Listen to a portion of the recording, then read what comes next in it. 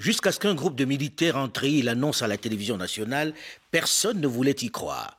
Tellement il est là depuis si longtemps, tellement il était omniprésent, avec un pouvoir fort, voire autocratique, qu'il apparaissait totalement indéboulonnable.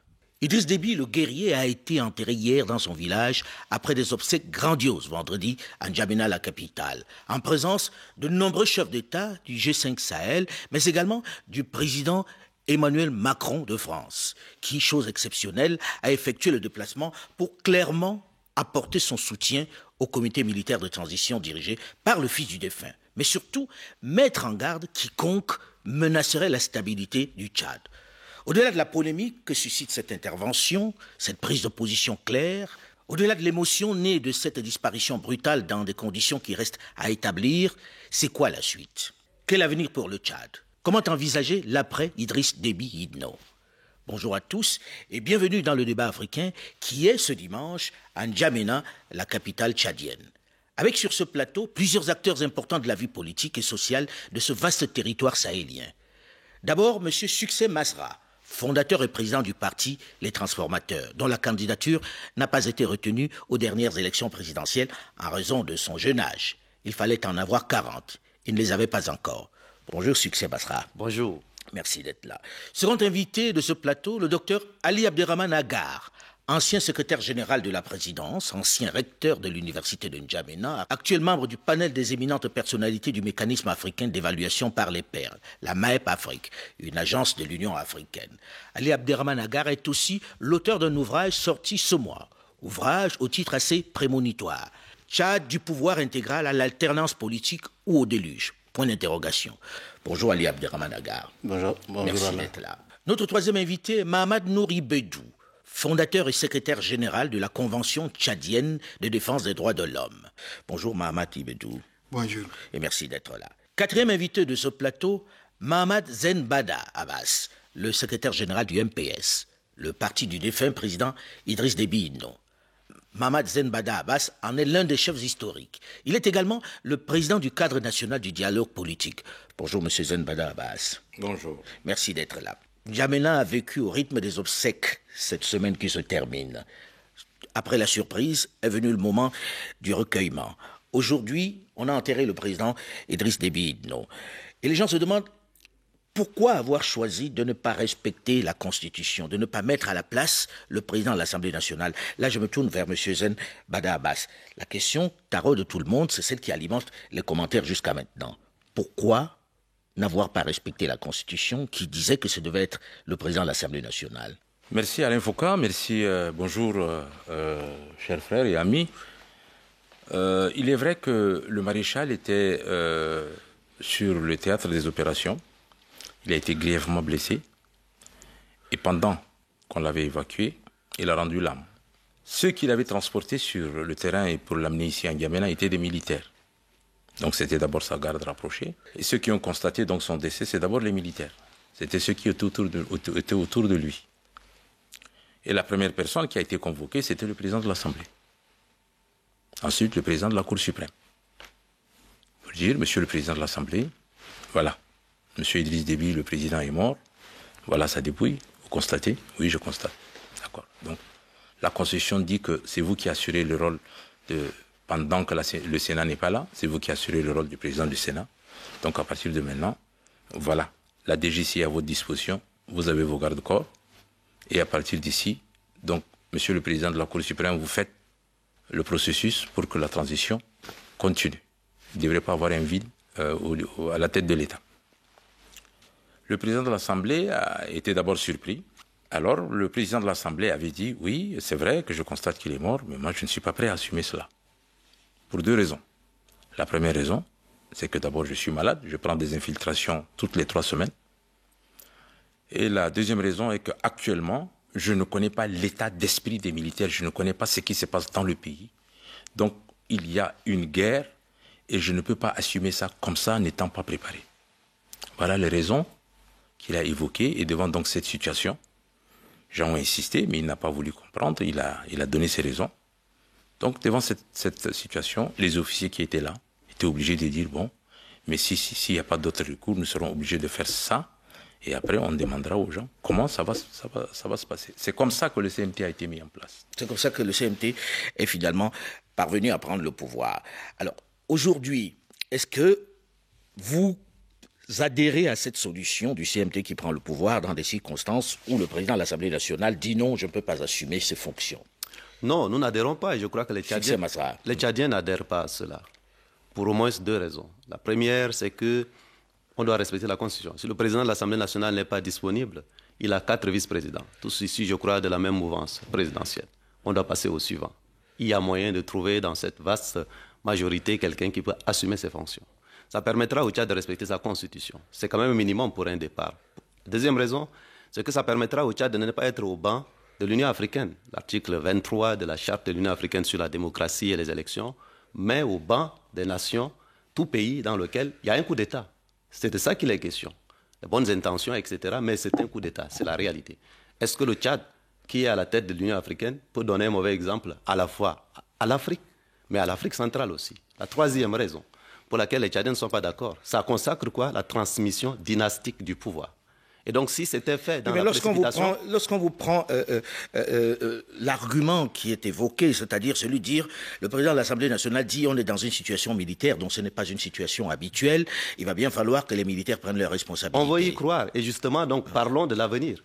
Si telle est l'intention, maintenant on peut revenir à la normalité. Et la normalité, c'est de faire en sorte que, d'abord, qu'un civil reprenne la tête pour ainsi se conformer, et ensuite, parce que la question... Mais qui serait le civil, d'après vous, puisque celui qui devait prendre... Au sein de l'Assemblée nationale, les premiers vice-présidents, les deuxièmes vice-présidents, ils ne sont pas tous malades. Et ensuite, on met un vice-président chargé de la question sécuritaire.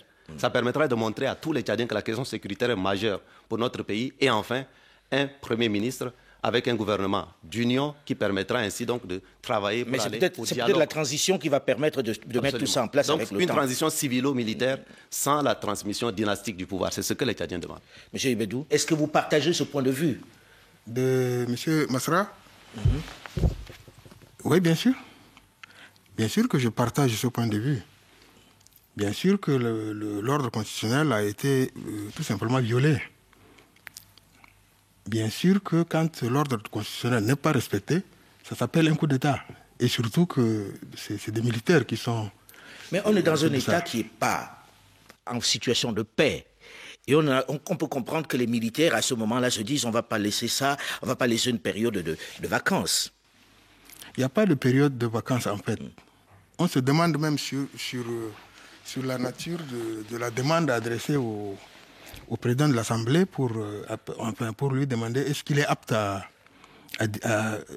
diriger cette transition. Bon, il est vrai que le président de l'Assemblée est une institution, c'est d'abord une institution. Comme le dit mon frère Masra, il a des adjoints qui peuvent très bien prendre le relais. Bon, le contexte où je l'admets, il n'est pas ordinaire. Ce n'est pas un contexte ordinaire, celui-là. Voilà. Et donc, même là, le respect de l'ordre constitutionnel prime sur toute autre considération pour nous. Ali Abderrahmane Agar, vous qui avez travaillé à l'intérieur du système, vous qui le regardez aujourd'hui en n'étant plus dans une situation politique, qu'est-ce que ça vous inspire, ce qui vient de se passer? Est-ce que vous comprenez les choix qui ont été faits, la création de ce Conseil militaire de la transition? Naturellement, la première chose qu'il faut faire, c'est de maintenant sortir des solutions. Parce que... Absolument. Pinailler sur les problèmes, c'est facile. Hein? Il y a les principes et il y a la réalité.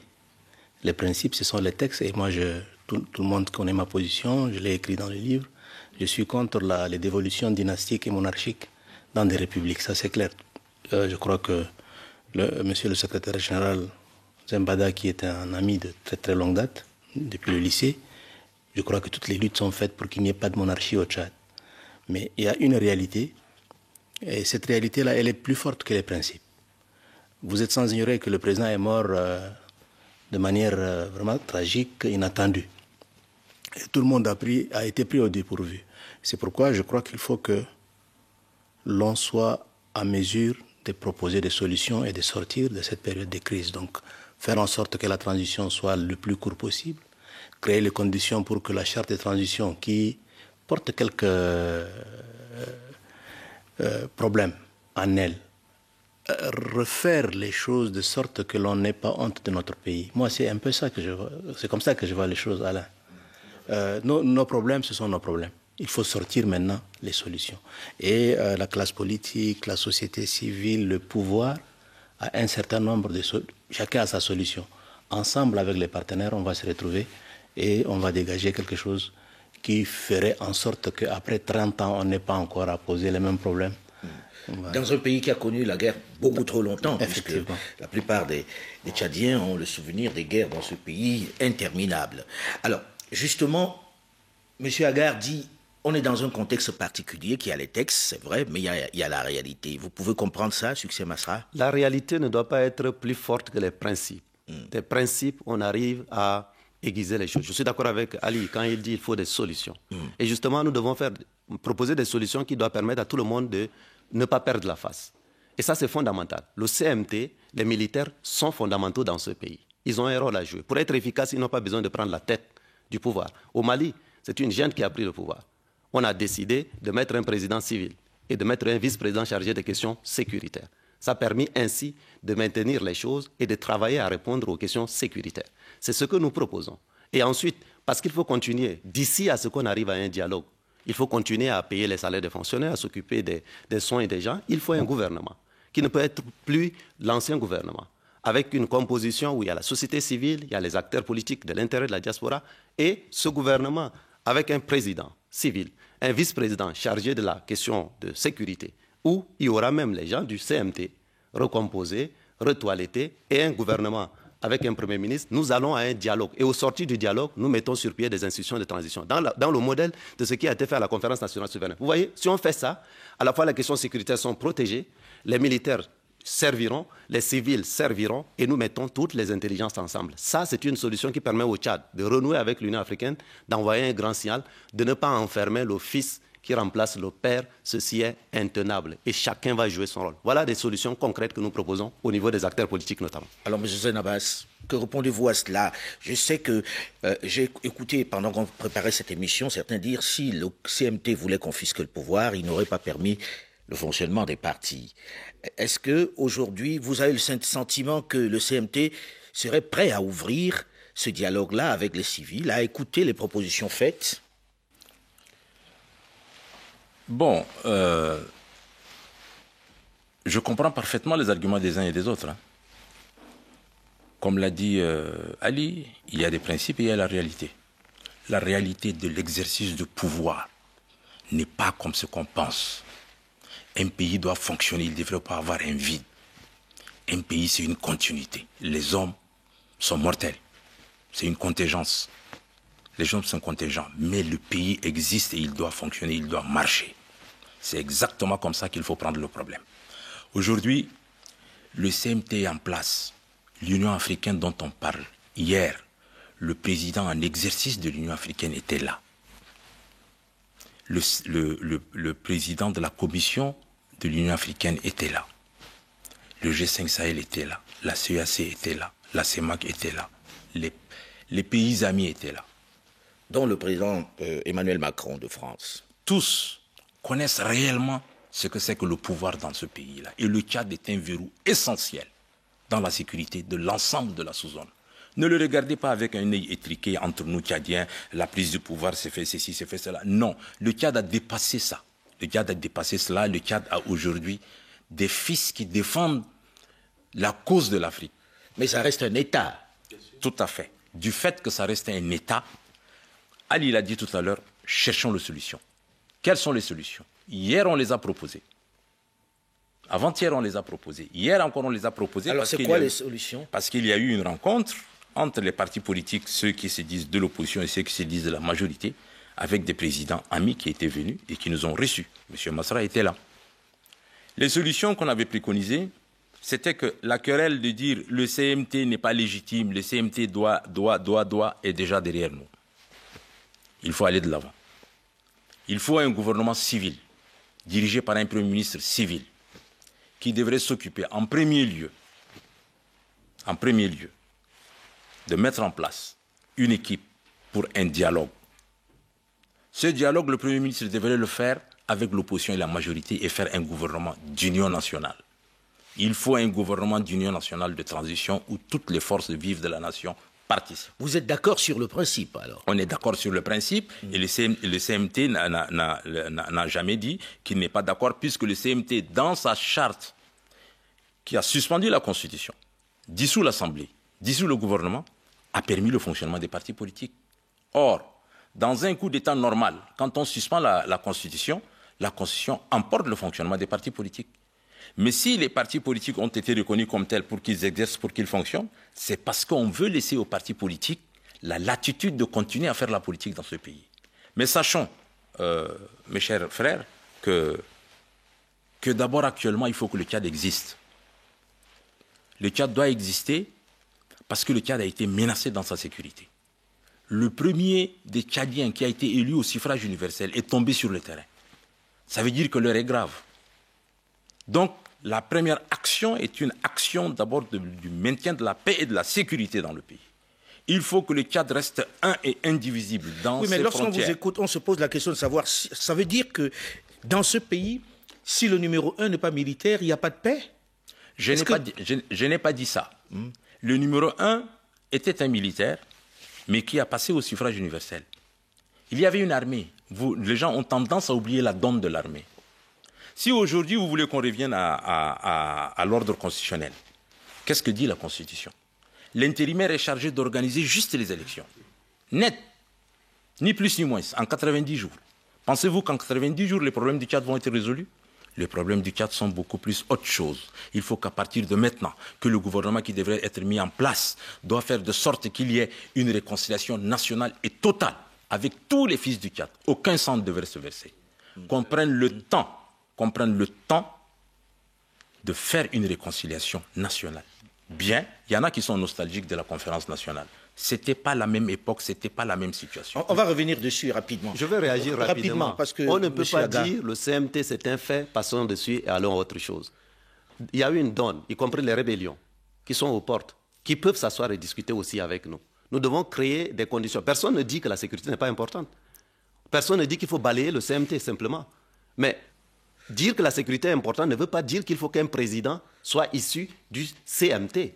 On peut justement mettre Donnez-nous la solution. Un vice-président. Donnez-nous la solution. Un vice-président ne peut pas agir. Un vice-président est un vice-président. Il y a un président qui devrait être au-dessus. Donnez-nous la solution, même si vous voulez aujourd'hui que ce soit... Il est en train de dire qu'il faut absolument un militaire à la tête du Je n'ai pas dit ça. Donnez-nous la solution. Proposez une solution, même si vous voulez que les civils viennent. Donnez-nous l'article qui va vous dire qu'il faudrait que quelqu'un vienne en dehors du président de l'Assemblée. On est pragmatique. Il faut être pragmatique. Oui, pragmatisme et principe.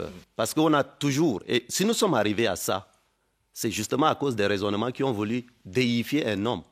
Lorsque nous autres disions que M. Déby était un mortel, M. Zenbada et un certain nombre étaient incapables de l'entendre. Et ce qui vient de se passer nous demande donc de sortir des raisonnements qui indexent la vie d'une nation à un homme et à un nom de famille et à quelques individus. Il faut maintenant des principes plus forts que les hommes. Alors, allons à des solutions. Allons à des solutions. Je me tourne vers Ali Abderrahmane Aga. Lorsque vous regardez ceci, d'un côté, ceux qui disent il faut que le pays fonctionne avec la sécurité, on ne peut pas jouer.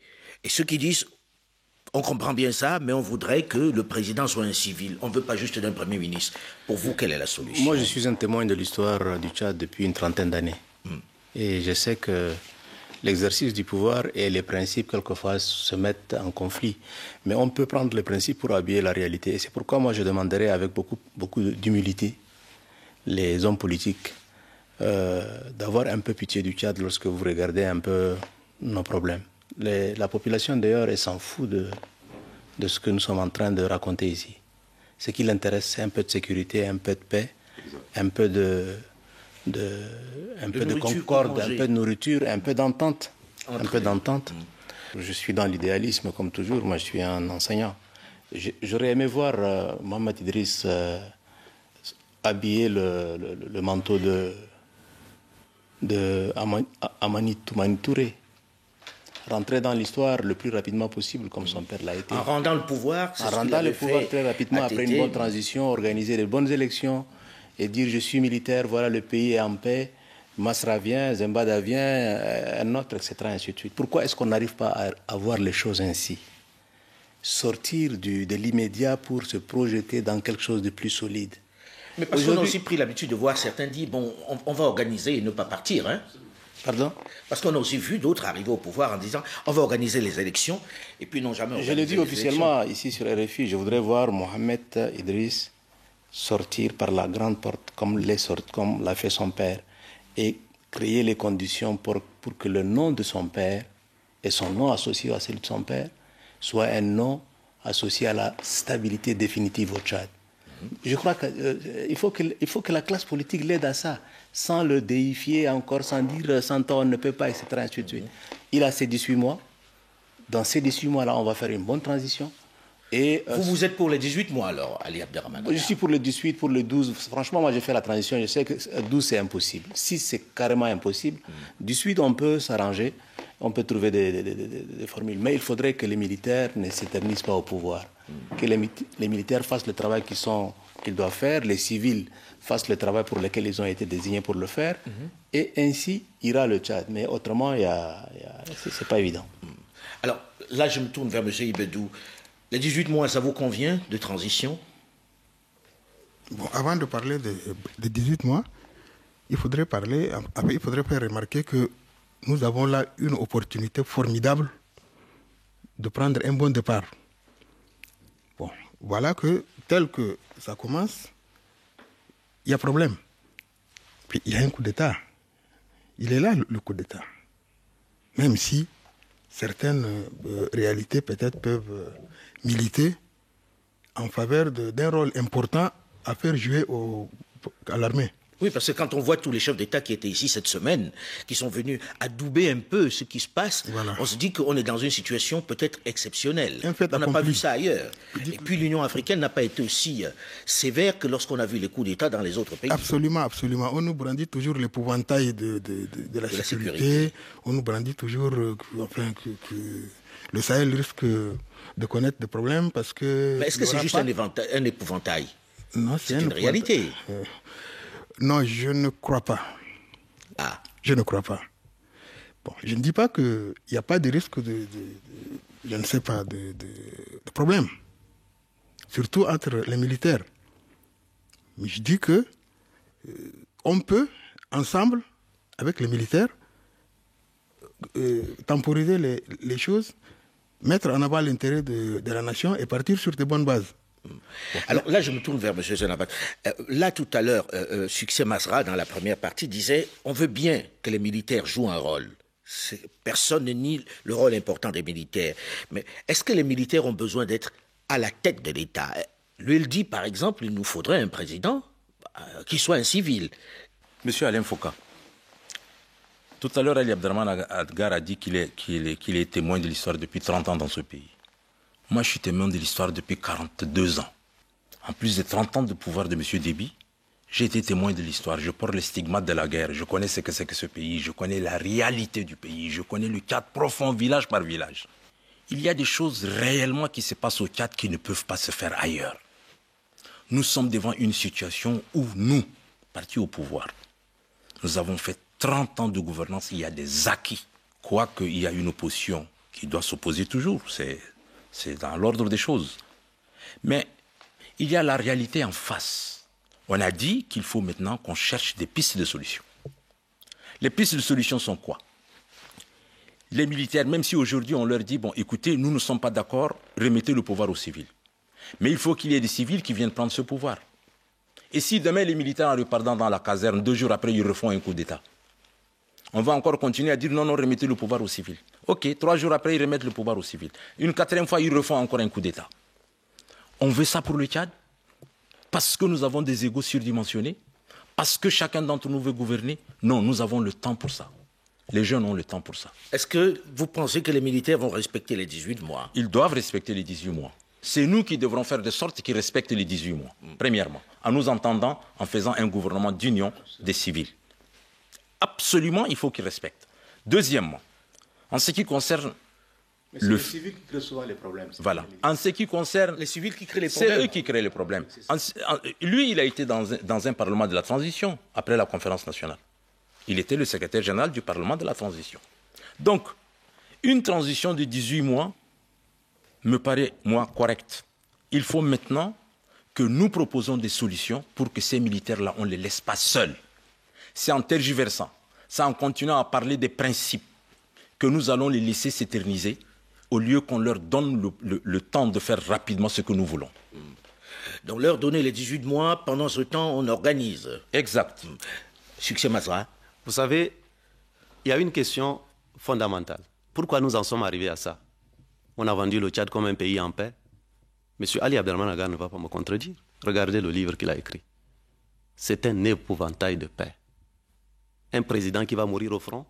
2 jours avant qu'il ne meure, il y en a qui disaient que circuler, il n'y a rien à voir. Il n'y a même pas de rebelles au port de N'Djamena. La réalité, c'est que Déby a été tué au front. Mais donc, non, vous êtes dans un débat stérile. Ce n'est pas un débat solution. stérile. Je suis très, très sérieux. Oui. Je suis très, très sérieux. Et les mêmes, vous suivez le raisonnement? Il disait aux gens, vous savez, vous les jeunes, vous ne pouvez rien. Vous entendez maintenant parler de Mamad Déby, qui est plus jeune que nous autres. Il ne vous parlera jamais de ça. Ce 2 poids 2 mesures, cette sorte un peu de bulle, le entre-soi, qui ne regarde justement pas la réalité et la demande forte de la population. C'est ça qui nous a, il faut aller dans le c'est ça qui nous a conduit là. Et vous savez, nous autres, nous sommes orientés, pas opposition, proposition de solutions. Toujours. Toujours. Comme des médecins, on fait un diagnostic, on propose des solutions. Vous m'avez entendu ici dire que la question militaire n'est pas importante au Tchad. Non. C'est important pour les Tchadiens, c'est important pour le Sahel, c'est important pour l'Afrique. Mais on n'a pas besoin d'avoir un fils du défunt à la tête du pays pour rendre la question militaire importante. C'est eux qui ont le pouvoir réel de la force, de la violence légitime. En étant même vice-président, en ayant la question de la DGCE, nous allons y parvenir. Mais avant d'arrêter les organes de transition, il faut un dialogue. Ça ne sert à rien de dire 18 mois, pourquoi pas 12 mois, pourquoi pas 20 mois. Et on met 18 mois renouvelables, pourquoi? Pour faire quoi? Allons à la conférence nationale souveraine. Personne n'était élu en 1993. Mais on savait qui devait être dans la salle pour que ça soit inclusif. Et au sortir de cela, nous amenons tout le monde, les rebelles, les gens de la diaspora, les Tchadiens d'ici, l'opposition, la société civile, ensemble, nous allons célébrer l'intelligence pour sortir quelque chose qui sera le résultat des solutions inclusives. Si nous voulons imposer un fait qui est contesté, qui n'est même pas en phase avec l'Union africaine. Il a parlé de la présence du président de l'Union africaine. Qu'est-ce qu'il a dit? En exercice, il faut que l'ordre constitutionnel soit respecté. Et ce que nous sommes en train de dire, ce n'est pas un retour en arrière, ce n'est pas balayer le CMT. C'est dire, jouez votre rôle, mais jouez votre rôle en étant un numéro 2. Concrètement, là, puisqu'on est orienté solution, Succès Masra, en 2 mots, pour vous, ça se matérialise par une conférence nationale souveraine où on ferait rentrer également la rébellion qui est aux portes de ce pays. Absolument. D'ici 3 mois, on peut organiser cela. Et d'ici à ce qu'on arrive aux 3 mois, on remet le pouvoir à celui qui aura la légitimité constitutionnelle, un vice-président, un premier ministre qui est chargé d'organiser ce dialogue. Et au sortir de là, tous les Tchadiens réunis vont définir la suite, y compris avec une certaine continuité, des choses importantes comme la question sécuritaire. Ça va permettre une vraie bouffée d'oxygène. Voilà la solution. Moi, je crois que c'est ça qui est bien dans le débat, c'est que l'on peut, en s'écoutant, déboucher sur de bonnes solutions. Et autant vous que mon vieux frère Mohamed Zembada, vous faites de la politique. Vous êtes des professionnels de la politique. Il ne fait pas la politique, il n'a pas de parti politique encore. Il fait de la politique, Mohamed. Oui, il fait de la politique sur les réseaux sociaux.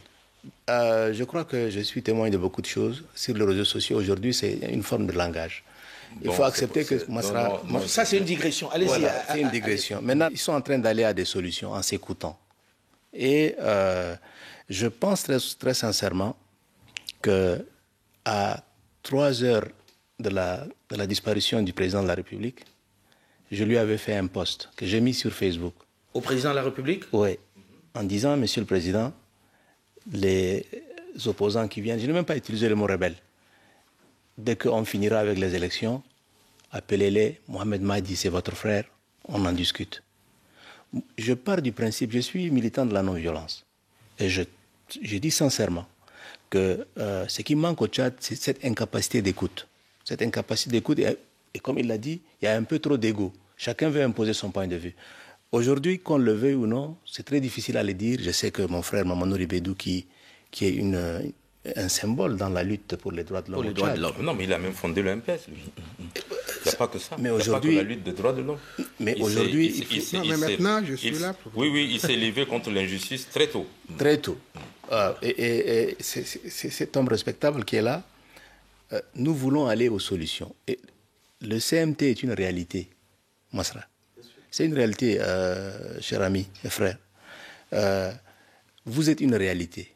Il faudrait que l'on construise sur ce que nous avons, parce que ce que beaucoup de gens ignorent, c'est que l'armée nationale tchadienne n'est pas une armée comme toutes les autres armées. Je cite toujours ce que Gali a dit. Nous sommes un pays qui est une addition arithmétique d'ethnie. C'est une addition arithmétique d'ethnie. C'est un pays très fragile. Sur les 30 ans, sur les 60 ans, nous n'avons pas construit des grands ponts. Ces ponts-là peuvent s'effondrer à tout moment. Et le petit pont qu'il y a aujourd'hui, les civils qui font de la politique, les hommes qui portent un certain espoir, les anciens, etc., on doit ensemble se retrouver pour s'écouter. Et moi, je ne sais pas, Masra, je ne sais pas, Mama Zembada, avec Bédou, je me sens plus proche parce que je suis de la société civile. Faisons en sorte que le Tchad surprenne positivement le monde. Faisons en sorte que l'on puisse être capable, malgré nos divergences, de sortir de cette transition, d'organiser des élections, mais vraiment libres, démocratiques, transparentes, pour que celui qui a gagné le gagne. Est-ce que ça, là, c'est compliqué? Les Sénégalais l'ont fait, les Nigériens l'ont fait, je ne sais pas quoi ont fait. Nous, on est tout le temps en train de voguer vers le Moyen-Âge. Ça ne peut pas marcher comme ça. Si je comprends bien ce que vous avez dit, vous vous dites, OK, le CMT est là, c'est un fait, on avance comment? On avance très simplement. Il faudrait que le CMT s'ouvre au maximum, écoute au maximum. Et c'est là où je reviens vers mon ami et frère Mohamed. Mais que d'autres aussi entrent au CMT ou bien? Il faut que tout le monde entre au CMT. Il faudrait que cette histoire de renouvelable, là, on enlève de la charte. Il y a des choses qui braquent les Tchadiens. Donc, maintenant, 18 mois non renouvelables. 18 mois non renouvelables. Et puis, c'est vrai, 30 ans, les gens ont entendu le président Idriss Déby, 30 ans. Mais moi, je voudrais aussi dire aux autres que, très honnêtement, le nom Déby est un héritage tchadien, n'est-ce pas? La situation dans laquelle était l'armée, au moment où le président était mort, il faut être dans ça pour comprendre. Il faut être dans ça pour comprendre. Peut-être que Kabadi a manqué un peu de courage. Le président de l'Assemblée a dû manquer un peu de courage. Pour quelqu'un qui a été pendant 30 ans avec le chef de l'État, devant cette situation, il devait prendre ses responsabilités et pas invoquer des maladies, etc. Oui. Il ne devait pas invoquer de maladies. Parce que moi, j'ai toujours dit, il y a des gens qui ont entraîné le président jusqu'à sa chute. Et là, il nous a plus créé des problèmes que des solutions. Maintenant que nous sommes devant un problème, allons aux solutions, s'il vous plaît. Allons aux solutions, M. Ibedou. Pour vous, la solution, les 18 mois, avec le CMT, un CMT plus ouvert qui ferait peut-être entrer des civils, ça vous paraît une des solutions? CMT, c'est-à-dire comité militaire. Le Conseil militaire de transition. Militaire. Le CMT, ça peut changer de nom, c'est une histoire d'acronyme. Parler de faire entrer des civils dans ça, ce n'est plus militaire.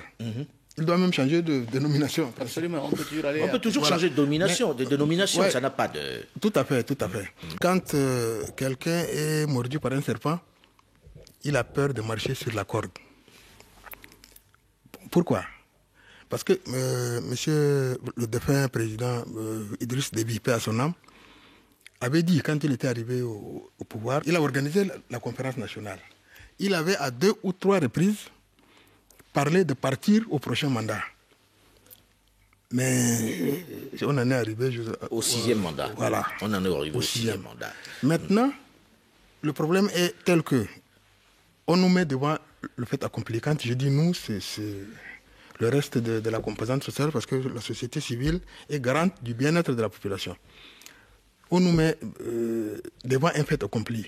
Nous connaissons le bilan catastrophique de M. Déby. Nous savons la misère, la mauvaise gouvernance et la misère subie par ce peuple. Nous avons connu l'injustice dans ce pays. Et donc, nous n'entendons pas perpétrer... Mais qu'est-ce qui vous fait penser que ça va être la suite? Absolument. Qu'est-ce qui vous fait penser que ça va être ça commence déjà. Ça commence déjà. Essayez de lire un peu. Vous avez lu la charte, mais il a plus de pouvoir que M. Déby. Il a plus de pouvoir qu'un roi. Ça, je suis d'accord avec vous. Et là, c'est pas normal du tout. Ça préfigure, je ne sais pas, une dictature en puissance. Alors, et là, s'il vous plaît, nous, nous craignons le scénario suivant. Parce que vous savez que nous connaissons tellement ce pays-là. Nous connaissons tellement les scénarios mis en place par le système de M. Déby, paix à son âme, que nous pouvons en deviner par avance le mode opératoire. On va nous dire que c'est 18 mois renouvelables. On va contester, on va s'arrêter à 18 mois. Mais entre-temps, M. Mohamed Kaka va, avec l'aide du MPS, se faire... Il faut préciser que M. Mohamed Kaka, c'est M. Mohamed Déby. Voilà, Kaka était son voilà, avec l'aide du MPS, il sera intronisé président du MPS. Il va, comme la transition, le principe est qu'elle doit être menée par un civil. Il va quitter, c'est aussi simple que ça, son uniforme militaire. Va quitter l'uniforme militaire. Il va se faire introniser président du MPS. Vous savez qu'en ce moment, tout le système de M. Déby est en place. Rien n'a bougé d'un iota, rien. Mais qu'est-ce qu'il faut faire là alors? Donc, nous craignons que par le biais de ce mécanisme-là, M. Kaka va arriver jusqu'à... va être candidat dans 18 mois. Candidat dans 18 mois et il va perpétrer le même règne avec le même système qui est là, avec cette mauvaise gouvernance, avec déjà cette propension à la dictature là. Regardez comment... Mais est-ce qu'on peut aussi vous accuser de faire là du délit de patronyme? Non. Parce qu'il s'appelle Déby et d'un coup il ne peut pas participer, il ne peut pas concourir. Je voudrais préciser que M. Kaka, en tout cas M. Mohamed Déby, comme les autres, ont le droit, si demain il se met en disponibilité, de vouloir candidater à une élection. C'est d'ailleurs même par absence d'égoïsme qu'on lui propose même. Il est jeune, il est plus jeune que moi. Je ne veux pas qu'on l'enferme au nom d'un patronyme, mais il doit se présenter devant la nation. Pas comme un cheval qui aura couru 2 heures et puis on dit aux autres à vos barres, partez, rattrapez-le. Non. Vous savez, ils sont silencieux sur le fait que ceux qui assurent la transition ne doivent plus être candidats pour les élections qui en découleront. Ils ont mis le renouvelable dedans. Tout ça, ça préfigure des choses que nous avons déjà expérimentées et vues. Donc, pour lui-même, pour son avenir, s'il m'écoute, il est de son intérêt de ne pas se mettre en premier plan aujourd'hui. Si demain il a des ambitions pour la suite, on ne doit pas l'exclure pour cela. Moi, je suis le premier à plaider pour l'inclusion de tout le monde. Je suis le premier à avoir subi des torts à cause de mon âge, donc de ma biologie. Aujourd'hui, plus personne ne lui dit rien, et lui qui est plus jeune que moi. Puisqu'on a dit que voilà, pour être candidat, il fallait avoir au moins 40 ans. Parce que c'est l'âge de la maturité. C'est le gouvernement actuel qui l'avait dit. Aujourd'hui, vous les entendez dire, personne ne parle de cela. Et on vous opposera d'autres réalités. Monsieur Agar, qui est ici, qui a plaidé pour que la raison soit entendue. Tous ceux qui ont accompagné M. Déby à sa mort, ils sont encore là. Et ils ont pleuré une journée, ils sont passés à autre chose. Je sais de quoi je suis en train de parler. Nous ne voulons plus répéter la même chose. Donc, M. Mohamed Déby doit pouvoir se donner les chances de l'avenir. Ne pas s'enfermer dans quelque chose qui va faire en sorte qu'on se retrouve dans une sorte un peu de monarchisation. Personne autour de la table ne peut plaider pour la monarchisation. Que répondez-vous à cela? Est-ce qu'on doit craindre une succession dynastique à la tête de l'État avec ce que vient de dire Succès Masra? Succès Masra est dans son rôle. M. Mamadou Ribidio est dans son rôle. D'ailleurs, c'est l'antichambre de l'opposition. Ils sont dans leur rôle. C'est logique. Ils ont combattu le système de M. Déby. Ce n'est pas aujourd'hui qu'ils vont... peut-être revenir comme ça par coup de bâton magique pour dire que oui, ce qui s'est passé bien, et allons-y. Non. Nous sommes devant une situation, nous gérons la réalité. L'héritage de M. Déby ne se perdra pas, détrompez-vous. Nous sommes aussi des hommes et des femmes avec les mêmes droits et le même devoir que vous dans ce pays, et peut-être que nous sommes même plus nombreux que vous. Mais qu'à cela ne tienne, regardons la réalité en face. M. Déby qui a été élu au suffrage universel, qui avait la légitimité du peuple, n'y est plus.